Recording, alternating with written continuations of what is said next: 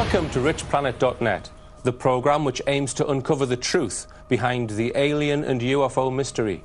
I'm Richard D. Hall, and in this week's programme we will be discussing the very controversial character of ufology, John Lear. Before we get the discussion underway, let's just take a close look at some of John Lear's claims. John Lear is one of the most controversial figures in the world of ufology. On the surface, some of his claims seem outlandish to say the least. The moon is hollow and has an engine inside it. There is an intelligent civilization living on Mars. The planes which hit the World Trade Center were holograms. There is a huge alien spaceship within the rings of Saturn. And there is a cure for AIDS, which is being kept secret. Dig a little deeper and you will find that John backs up all of these claims with well-reasoned argument and describes his sources of information. And add to that his credentials, which are second to none. One is left perplexed as to what to believe and what not. He has flown over 160 types of aircraft in over 50 different countries. He holds 17 world speed records in the Lear jet and is the only pilot ever to hold every airline certificate issued by the Federal Aviation Administration. He has flown missions worldwide for the CIA and other government agencies. Considering his lifetime's experience in aviation, he is definitely a likely candidate to know about UFOs. To help me unravel some of these claims, I've invited two very learned friends to the studio. We've got Dale Bolton. Welcome, Richard. Welcome, Dale. And we've got Jed Dunbar. Welcome, Richard. Jed. Welcome. Now, I met Dale and Jed at, it was at a NASA, not a conference, it was a NASA presentation in Manchester. Yeah. And I found it a little bit boring myself. Any comment on it? Well, they were just like androids when we spoke to them, wasn't they? We asked them questions and they didn't want to answer the questions, did they really? There was... I think they were mostly here on a PR trip. PR trip, yeah, but don't answer any correct questions. I don't think they were interested in actually any serious science. I think it was probably aimed at sort of like the 11, 12-year-old group. Yeah, I got that impression as well. Right, so John Lear, now we're going to explore first his relationship with Bob Lazar, because it goes back, I believe, to the sort of mid to late 1980s, when Bob Lazar allegedly gained employment at the very secretive S4 base, which most people who are interested in ufology will know about, and that Lazar claims that he worked on a flying disc, which the American government have in their possession, and he was a physicist, and his job was to try and figure out this advanced propulsion system. Now, I think you're a believer in this, Jed, are you not? Yeah, I find Bob Lazar a very compelling witness, yeah. Okay. And what would you give as the best evidence for Bob Lazar's case, then? Well, when he took John Lear out to the desert on a said time, a Wednesday night at 11 o'clock, he said this ship's going to be out there. Mm-hmm. Him and John Lear drove out into the desert. Sure enough, it was there. The aircraft, what they saw out there, we don't know what the aircraft was, but there was something there. Mm-hmm.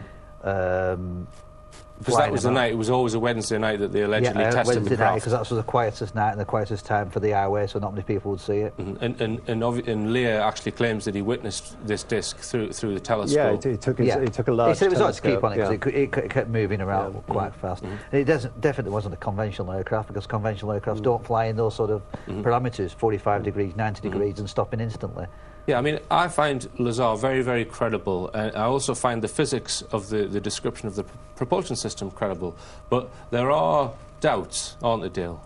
Well, the point is that again, this is no slight on the UFO phenomenon, which I firmly believe is true. Mm-hmm. But it's just some of the things that you know, when you hear Bob Lazar being interviewed, perhaps by more serious journalists rather than just on talk shows, which are, you know, looking more for the information about, you know, his experiences with UFO and at S4, etc.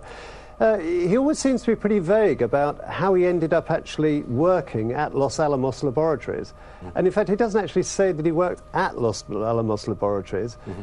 And in principle, he could have been working in any job, from the lowest right the way up to a top physicist. Mm-hmm. The other thing is that bearing in mind that, you know, the world is full of great minds, super great minds, I would have thought that if I was part of a secret black government that was looking to reverse engineer alien craft, I'd be looking to get the very best possible person that I can.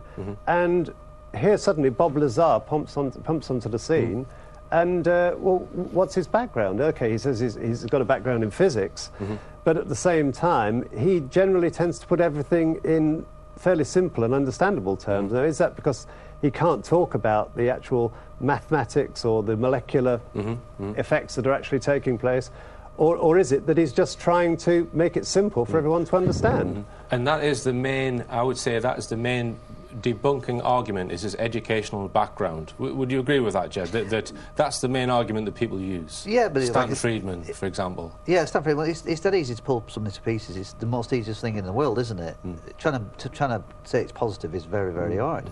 You see, I'm going to counter that argument because they claim that he doesn't have the degrees that he has, and perhaps he doesn't. I'm not going to counter that. I don't know whether he does or he doesn't, but for me, saying that someone hasn't worked somewhere because they don't have a qualification is a bit like saying that you can't possibly have been to France because you don't speak French. No, that's a valid point. Yeah. So I think those scientists have had those discs for quite a while and were coming to they couldn't fathom it. So I think they needed someone perhaps with a practical brain, because some theoretical physicists, you know, give them a screwdriver and they're lost. Sure. So perhaps somebody can think out of the box. Yes, exactly. Someone who can think out of the box with very good practical skills, which Lazar undoubtedly had with his, you know, his jet car. Yeah. He built a particle accelerator in his back garden, for God's sake, you know. Right. So the guy's got some talent, and I think the educational argument is a strong one, but I would say that there's also the fact that he alleges that he had 3 interviews, and they were almost like, you know, an examination of his knowledge of physics. So this was before he went to work via EG&G? I think this was before he got the job at S4, I believe. Area 51. Yeah, at Area 51.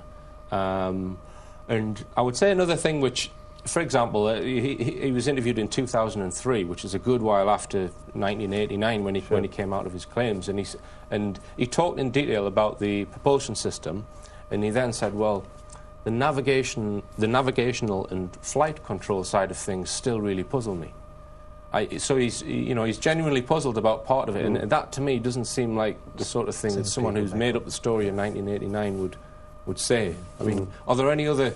Well, there are other areas that concern me, in that usually, if you like, if you believe the tabloid version of how the military system works, to keep these sort of projects secret, they are heavily compartmentalised in that, you know, the man who makes a rod doesn't know where that rod actually connects to, and so on and so forth.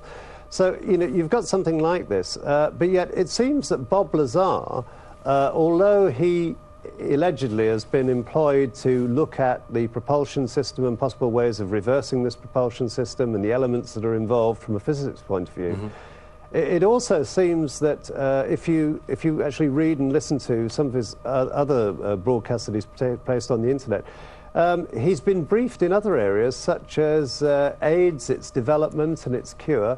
Now, I would have thought that if you are looking at recruiting a specialist in engineering, and Bob, clearly, if he built this jet car, has some experience in engineering, some probably very clever experience, you'd be looking for a biologist and not briefing Bob Lazar about AIDS and this sort of thing. Yeah, because he alleges that he was taken into a briefing room and given actual documents to read on several occasions, which had all kinds of information in them. But wouldn't he be concentrating on what he was employed for, or what he says he was employed for? Yes, I accept that, and that doesn't seem to line up with the compartmentalisation of the information.